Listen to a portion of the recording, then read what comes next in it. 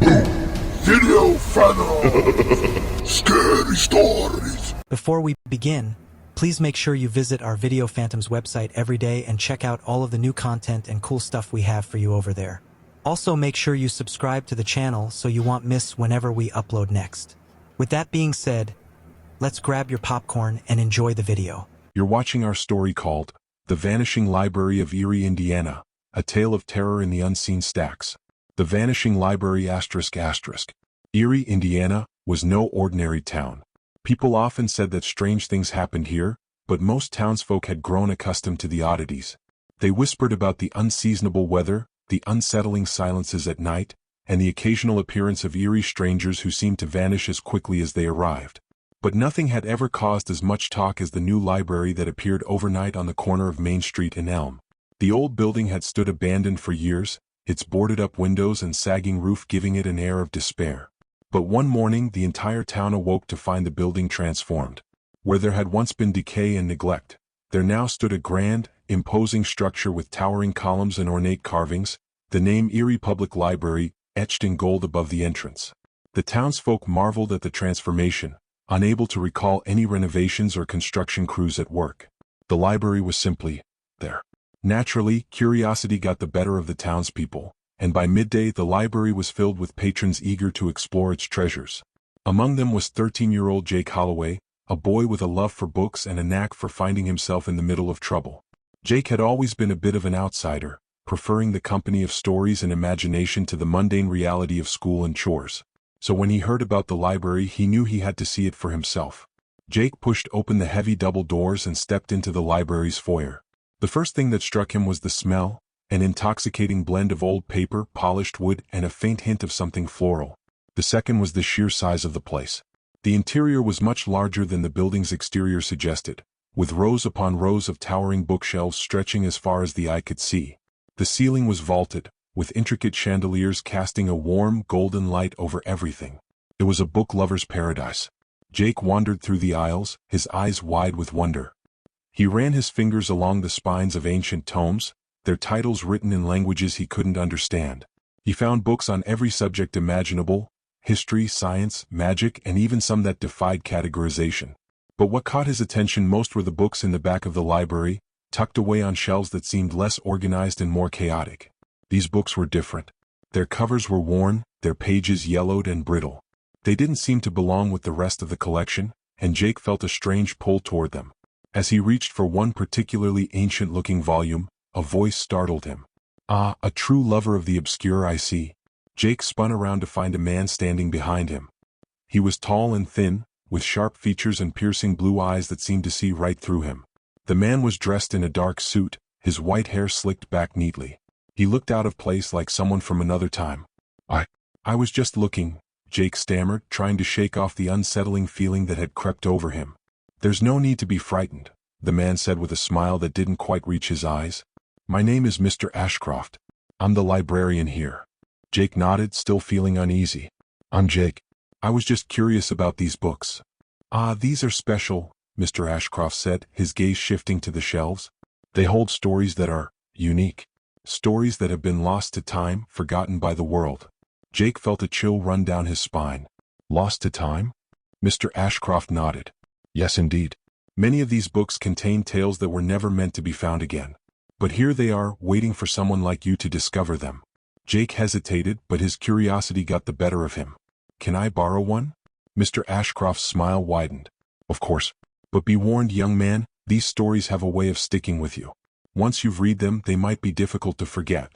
Jake swallowed hard, but his hand was already reaching for the book that had caught his eye. It was a thick, leather-bound volume with no title on the cover. The pages were so old they felt like they might crumble under his touch. "Enjoy," Mr. Ashcroft said, turning to walk away. "And remember, not everything in this library is what it seems." Jake watched as the librarian disappeared into the shadows between the shelves. He shook off his unease and headed for the checkout desk. There was no one there, just a large, leather-bound ledger and a quill pen resting in an ink pot. Jake hesitated, then wrote his name in the ledger as he had seen others do. The ink seemed to glow for a moment before fading into the page. He left the library, clutching the book tightly to his chest, and headed home. Little did he know, his life was about to change forever. That night, Jake sat in his room, the mysterious book open in front of him. He flipped through the pages, marveling at the strange symbols and illustrations.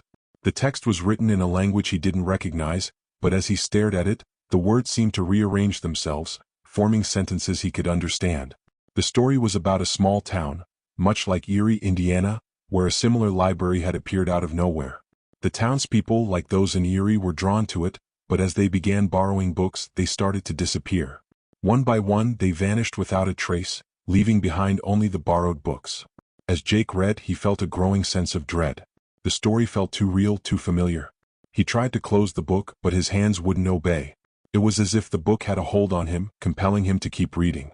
He spent hours poring over the pages, unable to tear himself away. The story grew darker, describing how the town slowly became a ghost town, its streets empty, its homes abandoned. The library remained, its shelves full of books that no one was left to read. Finally, Jake reached the last page. His heart was pounding and sweat dripped down his face. The final word sent a chill through his bones. Asterisk, and so the library stands waiting for the next town, the next reader, the next victim. Asterisk. Jake slammed the book shut and shoved it away, breathing heavily. He felt sick, his mind reeling from what he had just read. But it was only a story, right? It couldn't be real. He glanced at the clock. It was nearly midnight. He needed to sleep, but he couldn't shake the feeling that something was terribly wrong. He decided to return the book to the library first thing in the morning. The next day, Jake hurried back to the library, the book clutched tightly in his hands. The building loomed before him, its grand facade now looking more menacing than before. He pushed open the doors and stepped inside, his heart pounding. The library was empty. There was no sign of Mr. Ashcroft or any other patrons. The silence was deafening. Jake made his way to the back of the library where he had found the book. But as he reached the shelves, he stopped short. The shelves were empty. Every book, including the one he had borrowed, was gone. Panic set in. He frantically searched the aisles, hoping to find Mr. Ashcroft, but the library seemed deserted. He called out, but his voice echoed back at him, the only response. Jake ran to the checkout desk where the ledger still lay open. He flipped through the pages, searching for his name. When he found it, his blood ran cold. Next to his name in the same glowing ink was a single word, returned. Jake stumbled back, dropping the book. His mind raced. How could it have been returned? He still had it. Unless... A noise behind him made him whirl around. Mr. Ashcroft stood there, his expression unreadable. "I see you've come back," the librarian said, his voice calm and measured. Jake backed away. "What is this place? What did you do?" Mr. Ashcroft sighed. "This library is special, Jake. It collects stories, but not just any stories. It collects lives. Every book on those shelves was once a person, someone who read too much, learned too much, and lost themselves in the process." Jake shook his head in disbelief. "That's impossible. It's just a story." "Is it?" Mr. Ashcroft asked, stepping closer. "You read the book. You saw the truth. The library is alive and it needs new stories to survive." Jake's heart pounded in his chest. He turned and bolted for the door, but the library seemed to stretch endlessly before him. The rows of bookshelves twisted and turned, blocking his path. He was trapped. "You can't escape, Jake," Mr. Ashcroft's voice echoed through the library. "You're part of the story now." Jake felt the air grow thick, the light dimming around him. The bookshelves closed in and the world began to blur. He tried to fight it, but his body felt heavy, his mind foggy. The last thing he saw was Mr. Ashcroft standing over him, a look of satisfaction on his face. When Jake didn't come home that night, his parents grew worried. They called the police, who searched the town, but there was no sign of the boy. Eventually, they found themselves at the new library, the last place anyone had seen Jake. The police officers stepped inside, their footsteps echoing in the vast, empty space. The library seemed as ordinary as ever, though unnervingly quiet. The shelves were fully stocked, as if the disappearance of a boy had never disturbed its tranquility. "Hello?" one of the officers called out, his voice reverberating off the high ceilings. But there was no reply. The only sound was the faint rustling of pages, though no one could see any books moving. The officers split up, searching the aisles and checking behind every row of books. As they ventured deeper into the library, one of them, Officer Grayson, noticed something peculiar. In the back of the library, on a dusty, forgotten shelf, there was a single old book that seemed out of place. The cover was worn and unmarked, just like the book Jake had borrowed. Grayson hesitated before reaching out and pulling the book from the shelf. It felt strangely warm in his hands, almost as if it was alive. He opened it to the first page, his eyes narrowing as he began to read. The title was simple, *, The Vanishing of Jake Holloway. *. He turned the page and found himself reading about the life of a boy named Jake, from his childhood memories to his love for books. The details were eerily specific, as if someone had been recording Jake's every move. The officer flipped through the pages faster, skimming over the events leading up to the moment Jake had entered the library. The last few pages described Jake's final moments in chilling detail, the panic, the confusion, and the inevitable fate that awaited him. Grayson's hands began to tremble as he realized the truth. He shut the book quickly, his heart racing. The officers met back near the entrance, none of them finding anything significant, except Grayson, who kept the book hidden under his arm. As they prepared to leave, Officer Grayson hesitated. "I found something," he admitted, holding out the book for the others to see. The officers gathered around, glancing at the cover. They exchanged puzzled looks before one of them asked, "What's it about?" Grayson opened the book, but to his horror, the pages were now blank. The text, the story of Jake Holloway, was gone. The other officers laughed nervously, assuming it was some kind of joke. But Grayson knew better. He had seen the words, the details of Jake's life, and he knew this was no ordinary book. They left the library empty-handed, filing their report and noting Jake Holloway as a missing person. One more inexplicable disappearance in a town full of them. The library remained open as if nothing had happened. Months passed and the town of Eerie, Indiana moved on as it always did. People whispered about the library, some choosing to avoid it entirely, while others were drawn to its mysterious allure.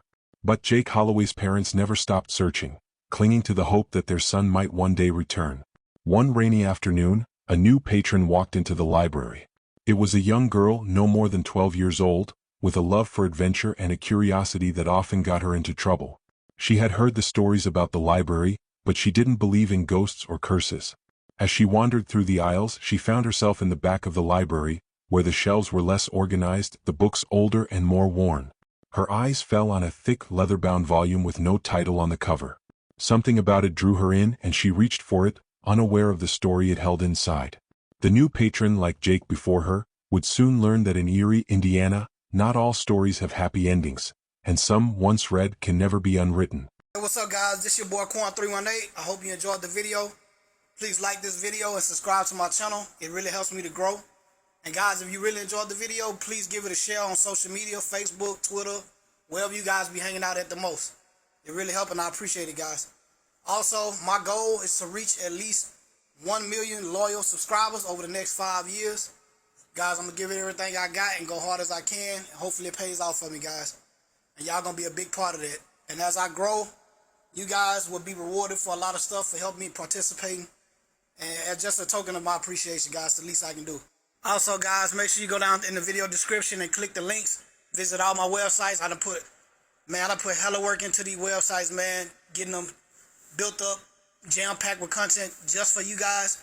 You know, we got videos, we got the hottest trending offers online. I'm talking about everything, guys. Everything from education, teaching you how to make $1,000 a day online. Like, man, guys, everything that you can think of is on there. So, guys, make sure you go over there, check it out. Click links, watch videos, do your thing, man. I really want you guys to enjoy. I worked hard on it, and I want you guys to really enjoy it, man. So, yeah. Also, guys, while you're down there in the description, make sure you go and check out my other channels. I got links to all of them down below. I worked hard on these channels, guys. I worked hard on my websites. I worked hard on everything for you guys. Make sure you join my Facebook groups. I got Facebook groups set up for every channel that I got, guys. I'm trying to go global, man. You feel me? It's the family, man. This Rich Founders, man. I want y'all to be part of Rich Founders. Y'all part of the family, man. This a mafia, you feel me? Going worldwide with this shit. But anyway, man, I love you guys. Y'all be blessed, stay safe, and I'll see you in the next one.